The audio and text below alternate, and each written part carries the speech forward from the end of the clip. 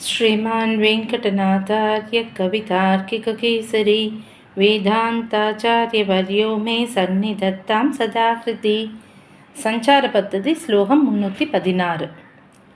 भवतीं परस्य पुरुषस्य रङ्गिनो महिमानमेव मणिपादुमन्महे कथमन्यथा स्वमहिमप्रतिष्ठितः प्रतिष्ठति त्वयि पदात्पदं प्रभुः. பதப்பதார்த்தம்.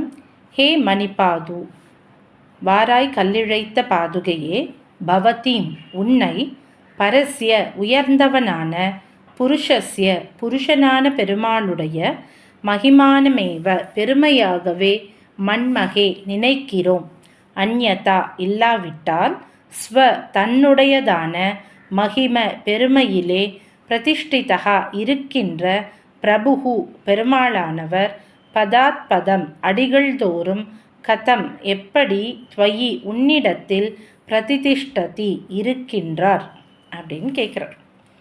இது ரொம்ப அழகான ஒரு சுருக்கமான ஸ்லோகம். ஆனால் ஒரே வார்த்தையில் பாதுகையோட பிரபாவத்தை சொல்ல வந்த ஸ்லோகமாக கொடுத்துருக்கார். அதாவது இந்த ஸ்லோகத்தில் ஈக்குவேட் பண்ணுறார் சுவாமி. அது எப்படி அந்த ஈக்குவேஷன் அப்படிங்கிறத ரொம்ப அழகாக கொடுத்துருக்கார். இங்கே ஒரு கேள்வி என்ன அப்படின்னா, இது நாரதர் சனத்குமாரர்கிட்ட கேட்குறார்.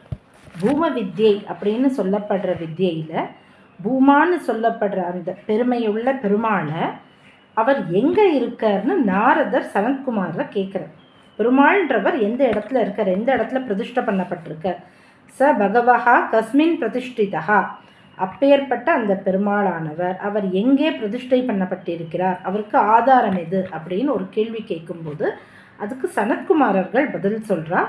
அவள் சொல்கிற அந்த பதிலை தான் இந்த இடத்துல சுவாமி ஸ்லோகத்தில் கொடுத்துருக்க. ஸ்வமகிம பிரதிஷ்டிதா, இதுதான் அவள் சொல்கிற பதில்.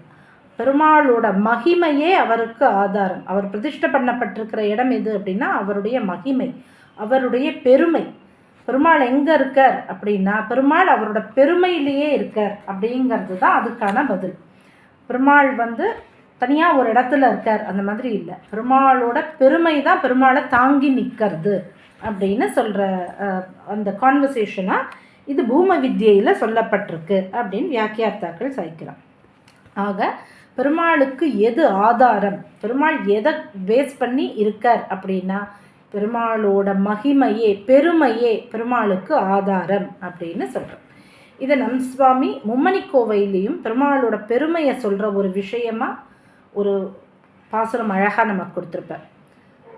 பயின்மதி நீயே பயின்மதி தருதலின், வெளியும் நீயே வெளியுற நிற்றலின், தாயும் நீயே சாயை தந்துகத்தலின், தந்தையும் நீயே முந்தி நின்றளித்தலின், உறவும் நீயே துறவாதொழிதலின், உற்றதும் நீயே சிற்றின்பமின்மையின், ஆறும் நீயே ஆற்று கருள்தலின், அறமும் நீயே மரநிலை மாய்த்தலின், துணைவனும் நீயே இணையிலையாதலின், துய்யனும் நீயே செய்யாள் உரைதலின், காரணம் நீயே நாரணநாதலின், கற்பகம் நீயே நற்பதம் தருதலின், இறைவனும் நீயே குறையொன்றிலாமையின், இன்பமும் நீயே துன்பம் துடைத்தலின், யானும் நீயே என்னுள் உரைதலின், எனதும் நீயே உனதன்று இன்மையின், நல்லாய் நீயே பொல்லாங்கிலாமையின், வல்லாய் நீயே வையமுண்டுமிழ்தலின், எங்கனமாகும் மெய்யனின் வியப்பே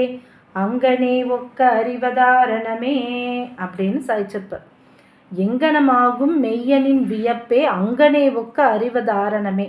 உன்னுடைய பெருமையை எப்படி சொல்ல முடியும், வேதத்தாலேயே முழுக்க சொல்ல முடியலையே அப்படின்னு உன்னுடைய பெருமைகளில் தான் நீ வாழற பெருமாளேன்னு சொல்கிற பாசுரமாக அதை நமக்கு கொடுத்துருக்க. ஆக இங்கே இந்த சனத்குமாரர்கள் நாரதரோட கேள்விக்கு பதில் சொன்னதும் என்ன அப்படின்னு பார்த்தோன்னா, பெருமாள் எங்கே இருக்கார்னா பெருமாள் பெருமையில் இருக்கார் அப்படின்னு உபனிஷத்தில் சொல்லப்பட்டிருக்கு அப்படின்னு சாய்க்கிறான். இப்போது நிஜமாகவே பெருமாள் எங்கே இருக்கார் அப்படின்னு பார்த்தோன்னா, பெருமாள் எதில் இருக்கார், பெருமாளுக்கு ஆதாரம் எது அப்படின்னு பார்த்தோன்னா பாதுகையானவள் ஆதாரம். ஏன்னா பெருமாளோட திருவடிவாரத்தில் பாதுகையானவள் இருக்கா. அப்போ ஆதாரமாக இருக்கிறது யாருன்னா பாதுகையானவள் பெருமாளுக்கு ஆதாரமாக இருக்கான்னு நமக்கு புரியுது. இப்போ நம் சுவாமி என்ன சாய்க்கிறார், ஒரு பக்கம் உபனிஷத்து என்ன சொல்கிறது, பெருமாள் எங்கே இருக்கார், பெருமாள் பெருமையில் இருக்கார். ஆனால் ரங்கநாதனை சேவிக்கும்போது ரங்கநாதன் எங்கே இருக்கார், ரங்கநாதன் பாதுகை மேலே இருக்கார். இங்கே பெருமையின் மேலே இருக்கார், இங்கே பாதுகையின் மேலே இருக்கார். அப்போ பாதுகையே நீ தானே பெருமை அப்படின்னு கேட்குறார். அந்த ஈக்குவேஷனை இங்கே கொண்டு வர்றார் சுவாமி. ஒரு பக்கம் உபனிஷத் சொல்கிறது பெருமாள் பெருமையில் இருக்கார், ஆனால் நாங்கள் கண்ணால் சேவிக்கும் போது பெருமாள் பாதுகையில் இருக்காருன்றதை பார்க்குறோம். அதனால் பெருமாளோட பெருமைங்கிறது என்ன அப்படின்னா அதுதான் பாதுகை அப்படின்னு இங்கே ரொம்ப அழகாக நமக்கு அதை உருவகப்படுத்தி கொடுக்குறார். ஏன்னா பெருமாளுக்குன்னு ஒரு பெருமை எங்கேருந்து வருது அப்படின்னா அது அந்த அவருடைய குணங்களால் வருது, அவருடைய அந்த திவ்யமங்கல விக்கிரகத்தினால வர்றது. இப்படி பல காரணங்கள் இருக்குது. ஆக பெருமாளோட பெருமை தான் அவருடைய ஆதாரம் அப்படின்னும் போது பாதுகை தான் இங்கே பெருமாளுக்கு ஆதாரம் அப்படின்னா பாதுகை தான் பெருமாளோட பெருமை அப்படின்னு இங்கே நிர்தாரணம் பண்ணுறார் இந்த ஸ்லோகத்தின் மூலமாக. ஆக நீதான் அவரின் பெருமை என்று நினைக்கிறேன் அப்படின்னு இந்த இடத்துல சுவாமி இந்த ஸ்லோகத்தில் நமக்கு புரிய வைக்கிறாரடியே. கவிதார்க்கிக சிம்மாய கல்யாண குணசாலினி ஸ்ரீமதே வெங்கடேசாய வேதாந்த குரவே நமஹா.